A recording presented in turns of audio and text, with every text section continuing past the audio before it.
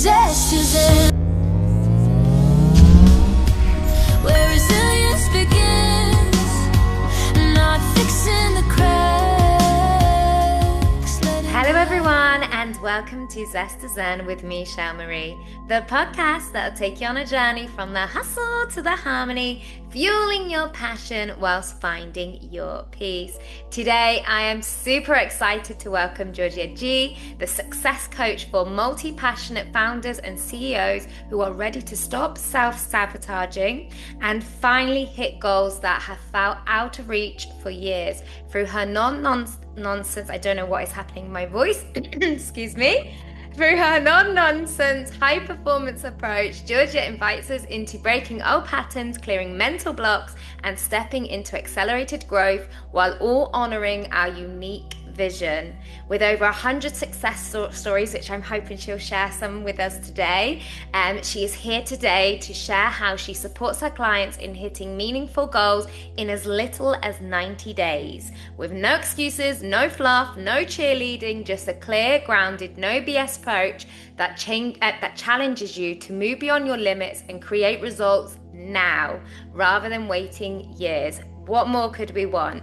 If you feel called, I invite you to share a little love by helping amplify Giorgia's voice, as well as all my other incredible guests. It costs you absolutely nothing, but just by subscribing, it doesn't only reach many more hearts and minds, but also supports the channel. So thank you if you have already.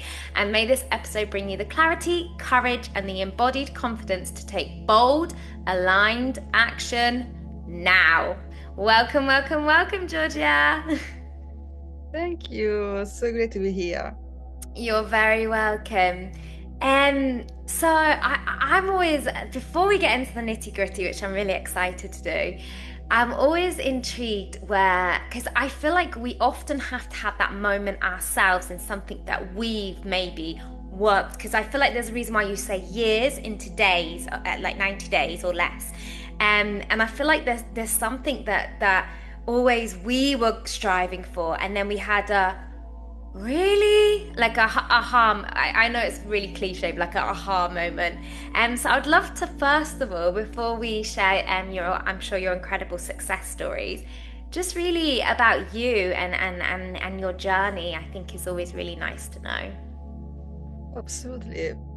First of all, I know that when I say that I can help you achieve in just 90 days, which you haven't been able to achieve for years, if it's like a very bold claim, and there's a lot of skepticism coming up.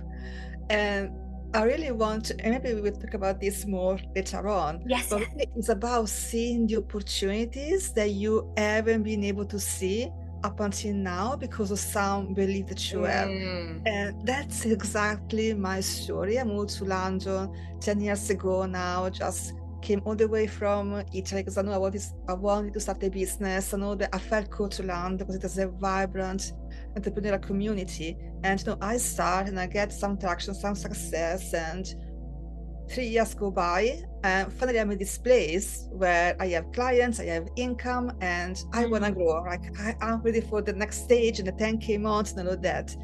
And I spent so much time. I spent 2-3 years just doing all of the things. I keep hiring coaching and taking courses and having mentors, and then telling me to do webinars and be on Instagram and be on Facebook and just go networking, like all the things. I'm at this point where I'm literally sober now because I'm doing my best to keep up with all of these things. And it's just me at this point, just me and ABA. So I'm doing all of these things, and I'm like, why is nothing growing?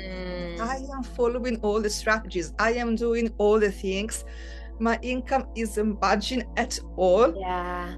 I so need like a holiday, I need time off, and I feel that I can't take any of that because if I take the foot off the pedal, then everything's gonna go crashing down, and it's like, what the heck is happening? Yeah. I just went one day. I went to a networking event. That's with the idea to relax and have some fun, and I meet this amazing coach, and I start talking to her, and she invites me to a discovery call, and she's like, she's doing months, and what is this thing? Like this was years ago, and I didn't know how limiting beliefs and all that stuff. I had an idea. I didn't know much about it. Like, okay, free session, I'm intrigued, let's go. And in this session, she helps me understand that I stopped growing my business when I started making exactly how much money my dad was making. Oh, And it was wow. just a little bit more than my partner at the time was making. And I realized, oh, I see, if I allow myself to make more money, then I'm going to emasculate the men in my life. And that may change our dynamic. And what if I lose my partner? What if they don't like me anymore? And that's why I had gotten stuck in busy work. Like, going back to what I said, the opportunity for such fast growth is there. You just don't see it because you get stuck in busy work. And busy work is just a way for you to avoid what scares you. In this case, what scared me was emasculating the man in my life and being successful with them and becoming someone that could, in my mind, like, I can have more success, but what if then no one wants me anymore? Yeah, absolutely. I think that's super powerful. And the thing I'm just thinking about now, because I think we also have these moments, and this is why you come perfectly into hand, because we have these breakthroughs, we have these realizations, but that doesn't mean that then we're going to know how to overcome them, or because essentially it's something that's blocking you, but it's actually linked to other people. So I'm just really intrigued now how you had that, and I guess you had the incredible woman at the time maybe to help navigate and support you. But so you found this gem now. So how did you overcome it? So when I found this out, of course, I hired this coach and I was asking her in our session, so how do I get over this? How do I get over this? Yeah. How am I more successful and people will still love me? And what she said was like, you do it anyway. Anyway, and yes, because otherwise you're capping yourself, aren't you? And it's like I always think of it like slippery fingers. Like if this person who really loves you, two really significant people in your life that really love you, are not going to love you because you've become more successful, I think that is very showing a lot about the alignment anyway. Yes, that is very true. If anything, they should be saying, "Wow, okay, tell me your tactic. I wanna learn from you or something." But like, it shouldn't be a competition. Like, especially when we are a partnership, we are, together. We, combine as one, and we're uplifting each other, and we want the best for each other. Not to, okay, no, you must always stay a little bit smaller than me because that makes me feel better about myself. And that's definitely came up with the relationship I had at the time. And eventually I chose to end the relationship a few years later. And here's where it gets really interesting, because now I have a partner that is so proud of my success and he wants to see me achieve and he always encourages me. And that block still came up. There was a point where I still saw myself consciously be less because the belief was still there. It's like, even now that I have both, the success and the love, there's still part of me that's like, okay, but what if you continue to grow? What if you hit some point that it's still gonna be too much for him? So I absolutely agree with what you said, that some relationships really are not meant to be, and you can be with the wrong person. At the same time, when we have these limiting beliefs, they come up regardless, even when you have everything that you want. So the work is really internal, and it's really like everyone wants a magic pill or the magic formula, but it is about keep taking action and keep pursuing your goals, because it's about starting to feel comfortable with truly being seen for who you are and for for what you want to achieve in this life, which is not so much from a place of, oh, I want to tick all the boxes, but like, this is my calling, this is what I'm here to do, and I'm just gonna pursue that, and I'm learning to feel comfortable with that, because there is nothing more scary than just being who you are and pursuing your calling. Absolutely. Wow. Yeah.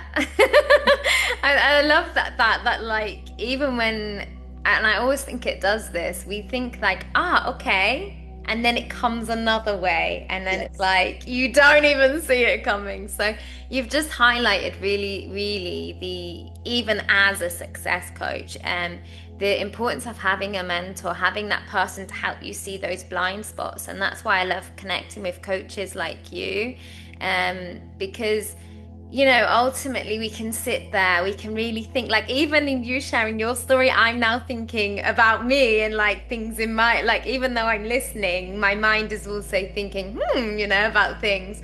So it's just, I just find it, even conversations like this are so powerful, because when we share our own experiences, we're listening, but we don't realize we're all also receiving a lot. So I really, really appreciate that. And that's why I value having guests like you. So thank you. So thinking about that, because I know that many of your clients that you're working with, we're talking quite like very big money here sometimes. So yeah, like, because I think also there's an element of when we're at this point, we think this is a really good amount. And then we get to that point. And so how do you kind of, do you get them to narrow it down, or do you get them just to really think big? And so that then they don't keep hitting a blocker each time. So when it comes to setting a goal, the first question that I ask is, what, like if anything is possible, you have a magic wand, what do you want to achieve? And then at that point, when we have the big picture vision, we actually look at how the business is currently structured. We look at the internal beliefs that they possibly may be having. I share mine, and there are many others, because we are all, everyone is different and the same at the same time. So we look at those two things and we're like, okay, because we want to look for that opportunity that we are not seeing, remember, because in this moment, we don't know what is blocking us yet. So we want to see that opportunity, but it needs to be structured. Your business needs to be structured in a certain way. You as a leader need to be doing certain things. For example, if you're someone, I see very often with high achievers, really big businesses, there is a lot of hesitation in hiring a bigger team or delegating more, because you want to stay in control. So after I had the big picture of all these pieces, then we're like, okay, that big vision, what is stretchy yet realistic to achieve in 90 days? And it is a lot more than we actually think it is possible in 3 months. Because I think if you set a goal that is too much for how things are structured right now, you are not going to hit it, and then you're going to feel bad about yourself, and there's something wrong with me, and that's not true. Most people do set very simplistic, very, very simple goals that don't excite them at all, and so they just keep the same pattern because there is no urge, no desire to actually break them. So we want to find that balance. We're like, this is really exciting to me. At the same time, I know that by changing a few things on how I show up and how the business is structured, then I can get there. I think that's really important what you've just expressed, because like the balance is super important, because we don't want to set ourselves up to fail, but then we equally don't want to be like about whatever it is we're aiming towards. We want to feel like it's, and I'd love your take on this, it's almost like you want it just out of the comfort zone of being like, oh, could I really get that in 90 days? But that it's still like realistic, not like, I really think that's like going to be a miracle. So absolutely. I think the quote, whether you believe you can or you can't, then it's going to happen. Like if you believe that you can't, Yeah. so even if you set this goal and it excites you, if subconsciously you're like, there is no way that I'm going to achieve that, again, you will always sabotage yourself. And if you set your goal that is too much out of your comfort zone, all your limiting beliefs will just, I mean, they will show up anyway when you go for something great, but they will be so loud that it's almost paralyzing to take action in the moment. So we want to manage that. We want to always be stretching the comfort zone. Yeah. It has to be done in a way that it doesn't overwhelm you in the moment. Otherwise, you just don't grow at all. So that the balance is super important. Absolutely. And if I'm right in hearing this, and I'm sure there's more strategies than just this, but it sounds like obviously the physical goal is super important, but equally the thoughts, that the words we're telling ourselves. So am I correct in thinking that you do a lot of speaking with your client to really get into their mindset, to really understand, because in order to pull out those beliefs, because like what you said, even if they're, you kind of give them that advice and okay, goal one or whatever, breaking it all down, working towards it, but they've still got that kind of, that limiting belief in the background, that potentially could still be a big blocker, couldn't it? Absolutely. But when I work with clients, the first thing that we do, we have a VIP day when we just do mindset.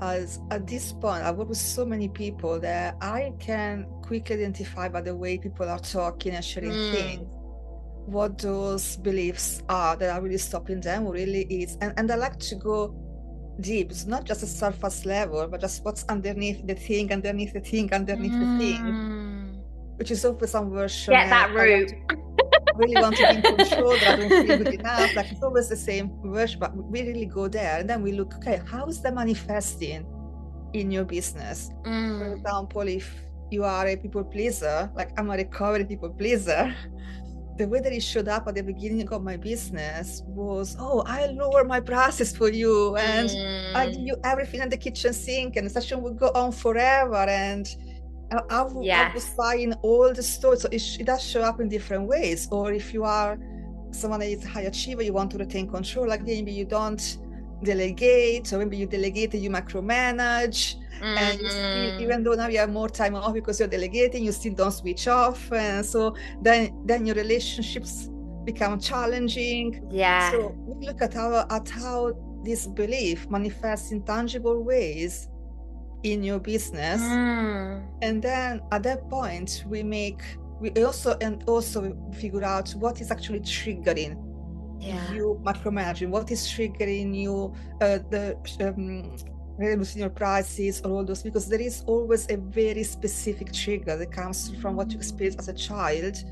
And so when I have these pieces, which can be done in just one day, you can go that deep. That's why I like to do VIP days at the beginning, because instead of just every 3, 4, 5 sessions, then a month goes by and you're still scratching the surface. Let's go deep one day. Let's get your sabotaging map in one day. And then I give you some custom actions based on what your pattern is.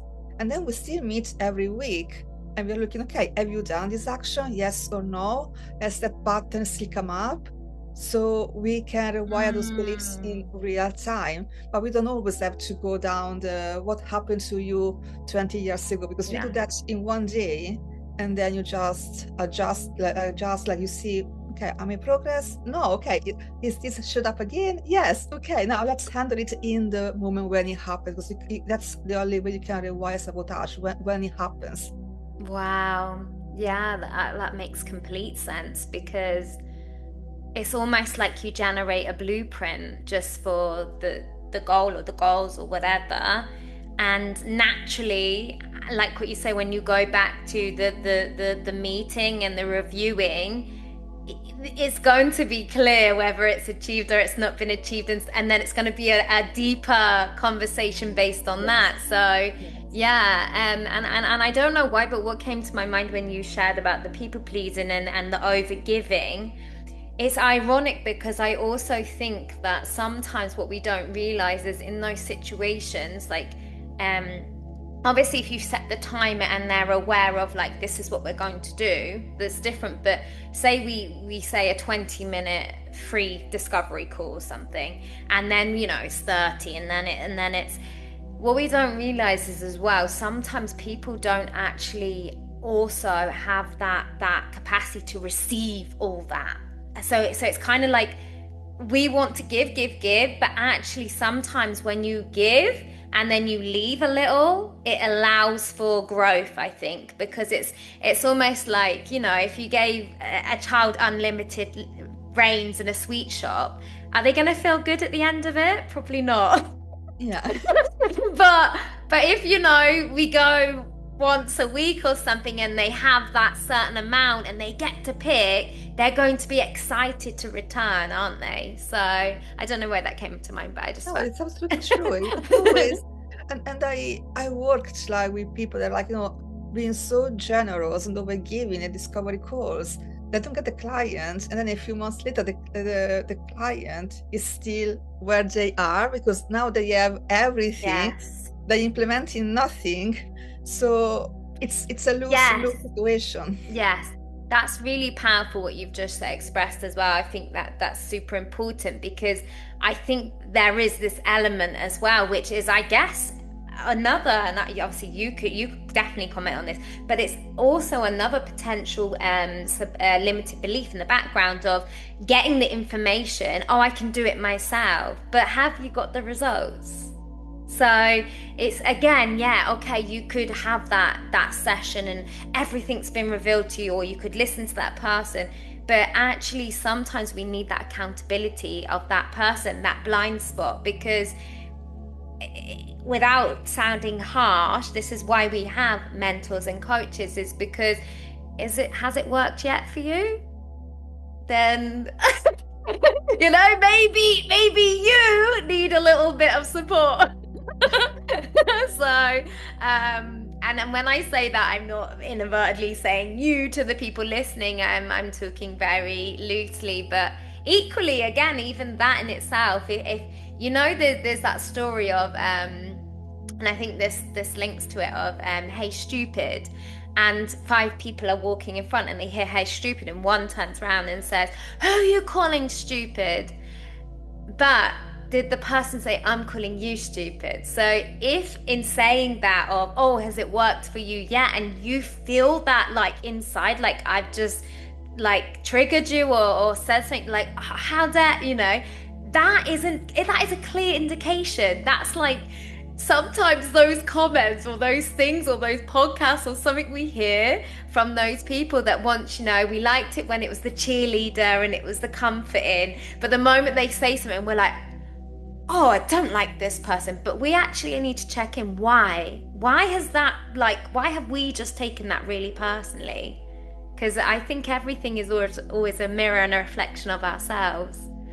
I love that you said that, because I got the most powerful results and breakthrough in my transformation when I worked with coaches that were triggering me so much. When I worked with coaches that are like, oh, I like you, we could be friends. And we could be friends, don't get me wrong. Yeah. But I'm just like, oh, you're buying all my stories, and every week I'm still stuck. And when I work with someone, like, oh, you're being too harsh, or you're being too rude, and I'm really triggered.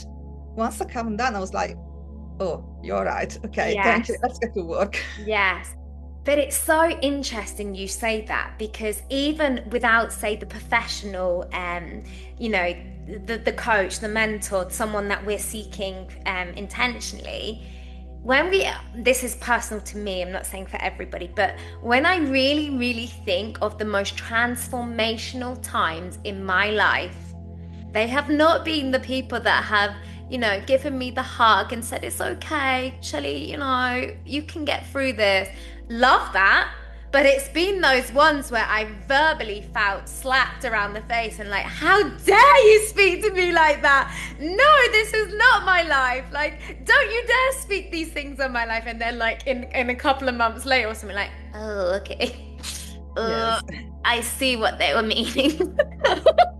Maybe the way they told me was a little bit, to the core, but then equally, like what you've just so beautifully said, not saying that we want to seek out these people, but because it was so raw and so real and so out of character and it hurt, that's when you get that, like, how dare you? No, this is not what I am or my life. And you strive to be the opposite of that, and then that's when the results come.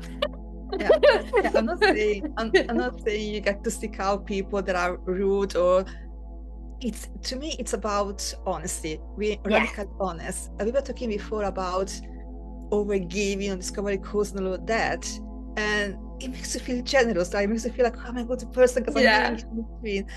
When actually generosity is not letting the person continue to do something that doesn't serve them. And when someone else, it can even be a friend, it can be a partner, when they have the courage to actually call you forward on how you are sabotaging, yeah, it is triggering in the moment, but also because you have that trust there, because they are, like someone, a partner or a friend, there's a trust there. It's like, oh, thank you for seeing me. Like in the moment, I didn't want to hear it. And maybe it took me 3 or 4 or 5 months to actually come around to that. Yeah. But I really appreciate you in my life, because I know that I can count on you to not let me stew where I am. And you actually care for me so much to tell me what I need to hear. And that to me is generosity. Absolutely. Yeah, I agree 100%. And it's often those, that those relationships in our life that, they don't sugarcoat it. But equally, that's why I think I love the way you express your approach, because like, as much as speaking to you, you have this really warm, loving energy, and equally not saying that you don't have that when people work with you. But equally, I can imagine, because of this insight and understanding, if I'm paying you each week and, we're just having a lovely time together, at the end of the day, that's not really the benefit of me or you. Because, okay, I know there's people that would be like, oh, well, I just get to receive the money. But from a fulfillment standpoint on both sides, does that feel good overall over time? Does that also kind of can you then confidently share, like, in 90 days or all the success stories? So I always think we need to check in with why we're doing it. Are we doing it because it's easy and we can just, it's a nice relationship and we're taking the money, or we're generally really thinking about that person and how, like what you said, sometimes, kindness isn't always gentle and loving. Sometimes it's revealing to people, and don't have to in a horrible way, but revealing to them what they sometimes haven't been told or don't want to hear.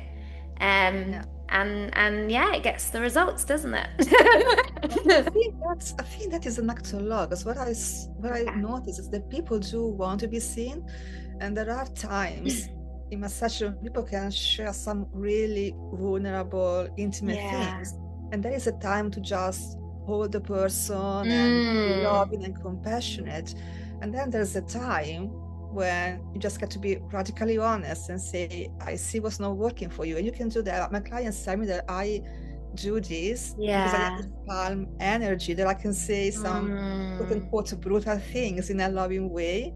So I think that's why beautiful. But it is an act of love for me. Absolutely, that's beautiful. And thank you so much for sharing that, because it doesn't mean being aggressive, being, rude, things like that. I hear you, because equally, even on this podcast, like, I have some people come on and share some really very, very, sad things that have happened to them. If I'm really going to connect to my hormones, and I'm going to cry sometimes, but is that going to be the best thing for the listeners, for them, the transformation? So, it's still being kind, caring, and compassion, but holding that pillar still, and inspiring them and saying, like, wow, but look at this, what's coming, and I think that's super important.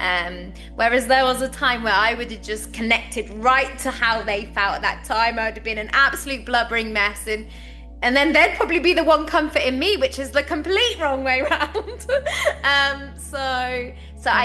Thank you again. Really, really thank you for sharing that. And I'm sure In fact, I know there's so many people that are listening, because even me listening to you, I'm like really inspired, and I am really excited by all you're doing and creating. I want to be really mindful of your time, but if there's anything that you still feel that would be really important to share with any of the listeners, like please feel free now. One thing that I really want people to know is that self-sabotage really has the root in the fear of success, because yes, we are scared of failing to an extent, but really is being seen for who we are and to achieve our potential, that it is the scariest thing. And so if you find yourself eating the same patterns all over again, I really want to ask you, what would you be afraid would happen to you if you were to succeed? Because that is the thing that you get to heal. Oh, yes, yes, yes. Yes, because, you know, anything that scares us, yeah, we've got to ask why. What is it? What is it that's like really holding us back? So I think there's so much focus on, if I fail, then this will happen. And yes, there are ways to prevent that. It's just the fear of actually being seen, like to truly show up as you are without all the conditionings. Like, get curious about them, because that's where your biggest breakthrough is coming from. Absolutely. And just before, because something just came to mind just as you said that, I also think when, you know, you mentioned about being an ex-people pleaser, and I can associate with that as well. I think also, of course, we naturally develop these relationships. Like, I meet incredible people and they become collaborations and things like that. And slowly it kind of changes from a more professional level to a more personal level. And I think, again, like, we should always think back to, I'm thinking how to say this in the right way, but like, I think we can easily slip into that people-pleasing thing again, of when the the boundary is getting blurred, because then it's like, oh, should I really ask them for that? Should I send that email to them as well? Or whereas no, like, when it's business, it's business. And I think, yeah, that's something definitely I'm working on, is not having double standards. Like, no, this is the expectation for whatever it is I'm putting out there. And I think I'm like, oh, okay, yeah, and I see it coming up again. Does that make sense? Yes, does make a lot of sense. I think we're overthinkers, and even when you say the right way, there really is no right way. There is your way, your authentic way. And so it really is tuning down that voice that tells that there is a right way and it must be a certain way, and listening more to yourself and what you feel called to do from a place of power. Yeah. And yeah, I think it's also having that discernment, because, you know, if someone's poured a lot into you, like, it's not always money, is it? There's time and energy and respect for others, and how they would contribute towards something you're doing as well. So I think, yeah, we should also be kind and compassionate and trust in our decisions, but equally reflective. Work in progress. It's Absolutely. Absolutely. Giorgia, it's been incredible. Just before you go, it doesn't have to be linked to what we've spoke about. If there's anything, and of course, just before, for anyone that wants to reach out to her, all your details are going to be in the description. Contact this lady. In 90 days, you could be, well, not you could be, you will be a completely different person. I just feel that already from you. I'm excited for you and everything you're doing. But before you go, if there was something, it doesn't have to be related to what we spoke about, that somebody right now would really benefit from hearing, what would you tell them? I would say, trust yourself. Trust yourself that there is, if something has resonated with you in this conversation, has triggered you, trust yourself that there is a reason for that. Trust yourself that if you're questioning whether to send the email or not send the email, tune in and trust the voice. That building the habit to start trusting yourself and implement what your inner self is telling you is going to change your life. Absolutely, wise words. Thank you so much, Giorgia. It's been a pleasure, and I've really enjoyed creating this episode with you. Thank you. Thank you so much for the opportunity, and to everyone listening. Welcome. It's the magic that Zest is in.